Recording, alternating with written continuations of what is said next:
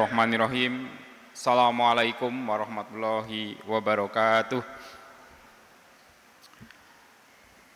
Alhamdulillahirabbil alamin wa bihi nasta'inu ala umuri dunya waddin wassalatu wassalamu ala asrofil anbiya'i wal mursalin wa ala alihi washabihi ajmain. Jamaah salat zuhur yang berbahagia, puji syukur kita kehadiran Allah Subhanahu wa taala yang pada hari ini, pada siang hari kita diperkenankan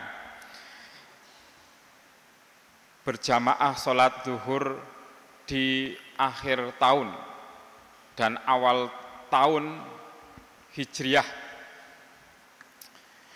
Bapak Ibu sekalian, di kultum kali ini ada 3 hal yang saya ingin sampaikan. Yang pertama tentang peristiwa di akhir tahun ini. Jadi alhamdulillah Muhammadiyah kemarin hari Rabu kita sudah meluncurkan kalender global yang menandai hari ini itu adalah hari tanggal 1 Muharram. Dan insya Allah kalender global itu akan diberlakukan berbarengan dengan beberapa negara, sehingga kita tidak ada perdebatan lagi tentang kapan Hari Raya Idul Fitri dan kapan memulai puasa. Karena ini kritik pedas terhadap umat Islam. Jadi yang lain, negara yang lain itu sudah sampai ke bulan, terus bagaimana kita bisa menelusuri planet yang lain, kita masih memperdebatkan apakah bulan itu muncul atau enggak dan munculnya itu kapan. Walaupun di Indonesia bertebaran universitas di dunia, tapi kita masih memperdebatkan kapan bulan muncul. Itu pukulan telak buat kita. Yang kedua, Bapak Ibu sekalian, peristiwa huru-hara yang menegangkan kita di akhir tahun ini adalah persoalan ketegangan dunia, persoalan ancaman perang. Bapak Ibu sekalian, dalam kajian ekonomi dan ekonomi politik juga yang saya itu ada 3 hal yang membuat suatu negara itu menjadi bergen. Yang pertama itu adalah currency, mata uang. Yang kedua itu adalah oil, minyak bumi. Yang ketiga adalah nuklir. Jadi kalau 3 negara punya hal ini, negara itu ngerasa super power. Amerika punya ketiganya. Yang lain, Israel punya nuklir, Iran punya nuklir, India punya, Korea Utara punya. Dan negara-negara ini rata-rata itu adalah negara yang merasa negaranya itu terancam.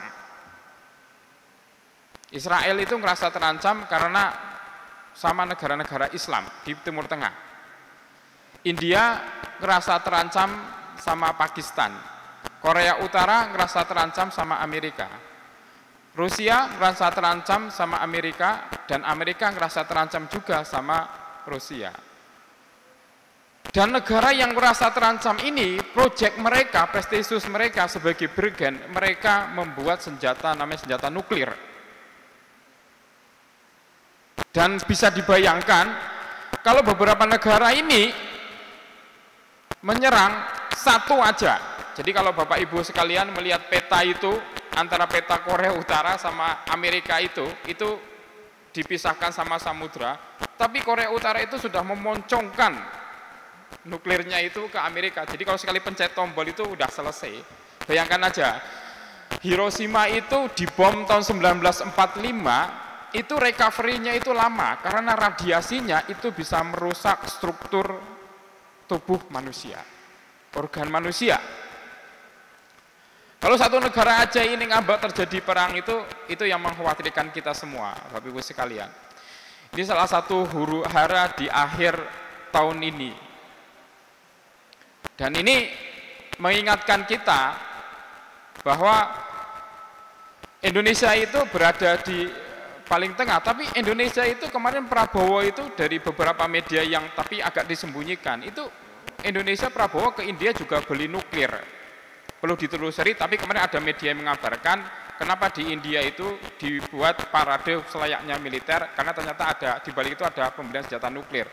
Saya nggak tahu kalau karena presiden kita itu orang militer, jadi mungkin ekspektasinya tentang ke depan, mungkin dia lebih tahu tentang militer. Makanya anggaran Menteri Pertahanan itu dinaikkan sampai 30%. Itu huru-hara itu. Yang kedua, Bapak Ibu sekalian, walaupun di tengah huru-hara kayak gini, tapi tetap kita sebagai umat Islam itu perlu optimis.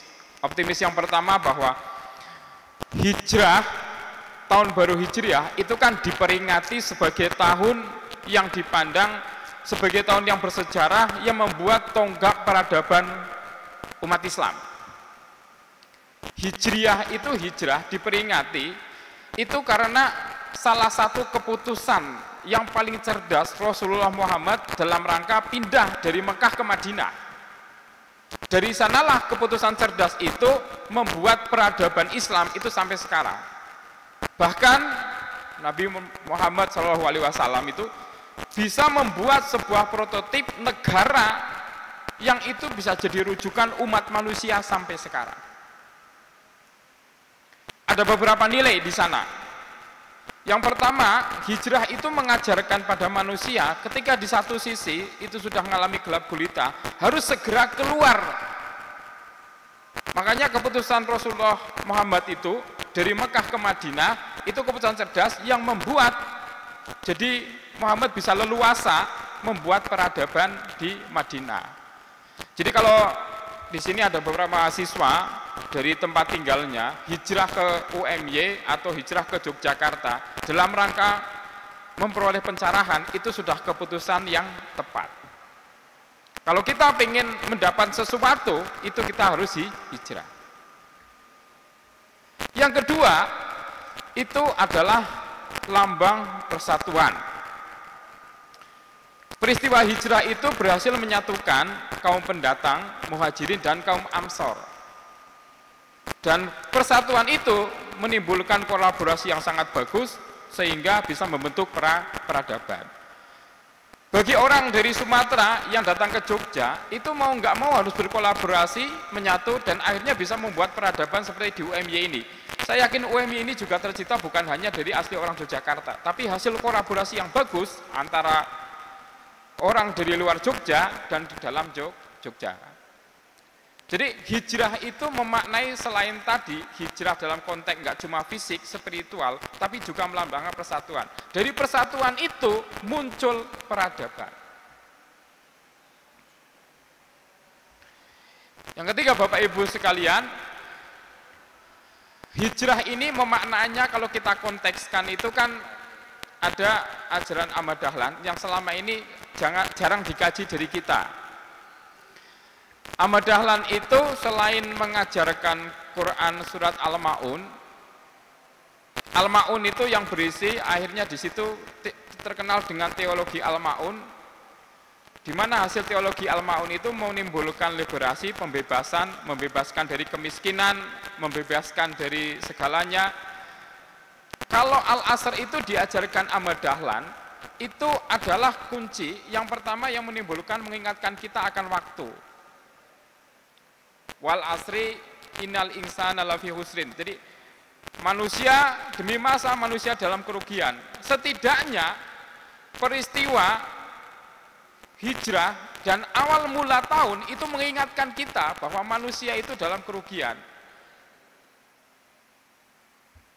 Dalam kerugian, dan hal yang paling jauh dari manusia itu adalah waktu. Kita nggak bisa mengulang waktu. Padahal ada banyak hikmah di sana. Ahmad Dahlan juga mengajarkan untuk menanggulangi itu ada 3 kunci sebenarnya yang diterangkan di ayat yang terakhir Quran surat Al-Asr. Manusia itu merugi kecuali yang pertama itu adalah orang yang beriman, yang kedua beramal soleh, yang ketiga menasehati dalam kebaikan, ya, yang keempat tentang kesabaran. Kalau Ahmad Dahlan itu mengatakan bahwa iman itu manifestasi dari tauhid. Jadi tauhid menurut Ahmad Dahlan ya iman. Kalau orang imannya itu sudah betul, itu pasti menimbulkannya hal yang dilakukan itu adalah amal soleh. Jadi kalau tauhid itu kadang-kadang kan disimbolkan dengan syahadat. Kita bersaksi bahwa kita meyakini ada Allah, ada Muhammad utusan Allah. Tapi konsekuensi dari iman, dari tauhid itu kan harusnya amal soleh. Ada orang yang beriman tapi tidak beramal. Tapi banyak juga orang yang beramal tapi tidak beriman. Kalau orang yang beramal tapi tidak beriman itu sederhana.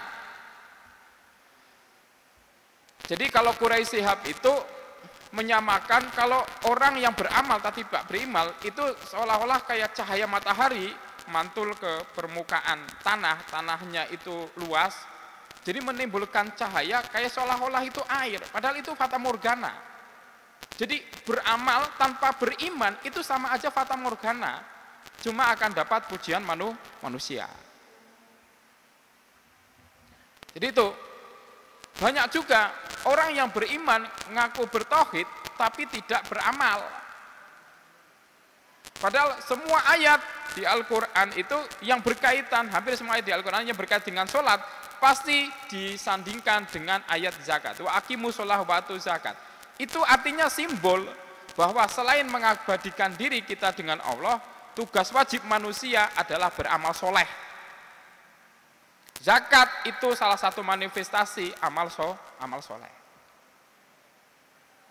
Jadi karena kesadaran kayak gitu, terus tadi yang pertama beriman, yang kedua amal soleh, yang ketiga itu saling menasehati dalam kebaikan. Saling menasehati dalam kebaikan itu sebenarnya wujud utama dari ilmu. Karena orang yang berilmu, nasihatnya itu akan penuh dengan hikmah.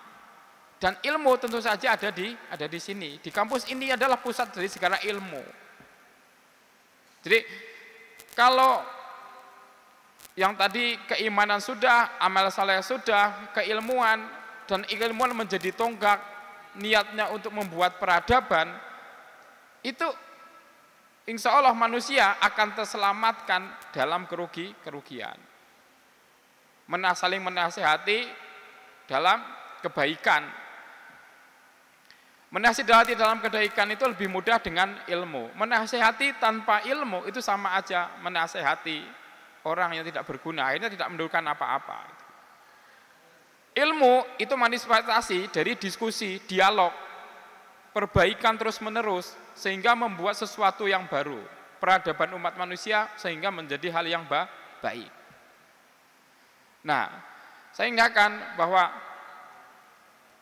kaitannya kalau dengan peristiwa sekarang itu, ilmu pengetahuan itu kan tercipta dari dialog dan diskusi panjang, sehingga menimbulkan ilmu, postulat, dan ilmu pengetahuan. Ilmu pengetahuan bisa menciptakan sesuatu yang bernama nuklir. Nuklir itu kalau dibuat untuk kebaikan, mungkin amal soleh. Tapi nuklir dibuat untuk merusak umat manusia, itu sama aja amal soleh, amal tanpa iman. Iman dan amal soleh nggak bisa digabung, sehingga menimbulkan kerusakan di muka bumi.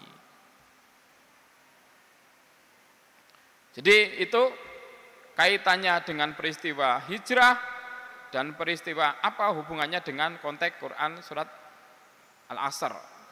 Al-Asr ini sebenarnya kajiannya banyak, tapi waktunya saya cukup terbatas dan mudah-mudahan kajian ini bisa bermanfaat untuk saya pribadi dan Bapak Ibu sekalian jamaah sholat zuhur.